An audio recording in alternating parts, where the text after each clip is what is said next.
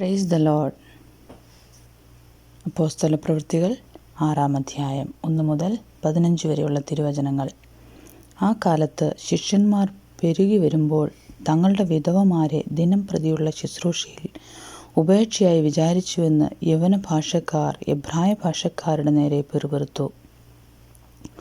പന്തിരുവർ ശിഷ്യന്മാരുടെ കൂട്ടത്തെ വിളിച്ചു വരുത്തി, ഞങ്ങൾ ദൈവവചനം ഉപേക്ഷിച്ച് മേശകളിൽ ശുശ്രൂഷ ചെയ്യുന്നത് യോഗ്യമല്ല.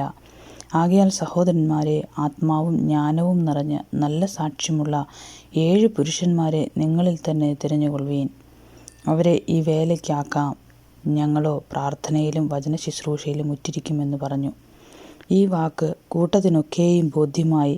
വിശ്വാസവും പരിശുദ്ധാത്മാവും നിറഞ്ഞ പുരുഷനായ സ്തെഫാനോസ്, ഫിലിപ്പോസ്, പ്രൊഖോരോസ്, നിക്കോനോൻ, തീമോൻ, പർമെനാസ്, യഹൂദ മതാനുസാരിയായ അന്ത്യോക്യക്കാരൻ നിക്കോലോവോസ് എന്നിവരെ തിരഞ്ഞെടുത്തു. അപ്പോസ്തലന്മാരുടെ മുമ്പാകെ നിർത്തി. അവർ പ്രാർത്ഥിച്ച് അവരുടെ മേൽ കൈവച്ചു. ദൈവവചനം പരന്നു. യെരൂശലേമിൽ ശിഷ്യന്മാരുടെ എണ്ണം ഏറ്റവും പെരുകി. പുരോഹിതന്മാരിലും വലിയൊരു കൂട്ടം വിശ്വാസത്തധീനരായി തീർന്നു.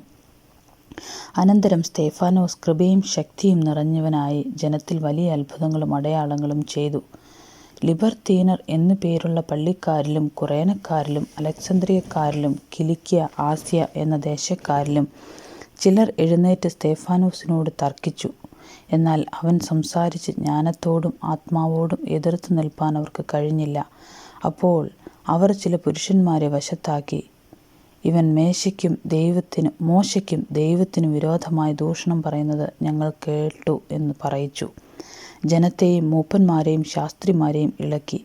അവൻ്റെ നേരെ ചെന്ന് അവനെ പിടിച്ച് ന്യായാധിപ സംഘത്തിൽ കൊണ്ടുപോയി കള്ളസാക്ഷികളെ നിർത്തി, ഈ മനുഷ്യൻ വിശുദ്ധ സ്ഥലത്തിനും ന്യായപ്രമാണത്തിനും വിരോധമായി ഇടവിടാതെ സംസാരിച്ചു വരുന്നു. ആ നസ്രായനായ യേശു ഈ സ്ഥലം നശിപ്പിച്ച് മോശ നമുക്ക് ഏൽപ്പിച്ച മര്യാദകളെ മാറ്റിക്കളയും എന്നവൻ പറയുന്നത് ഞങ്ങൾ കേട്ടു എന്ന് പറയിച്ചു. ന്യായാധിപ സംഘത്തിൽ ഇരുന്നവർ എല്ലാവരും അവനെ ഉറ്റുനോക്കി. അവൻ്റെ മുഖം ഒരു ദേവദൂതൻ്റെ മുഖം പോലെ കണ്ടു. ആമേൻ.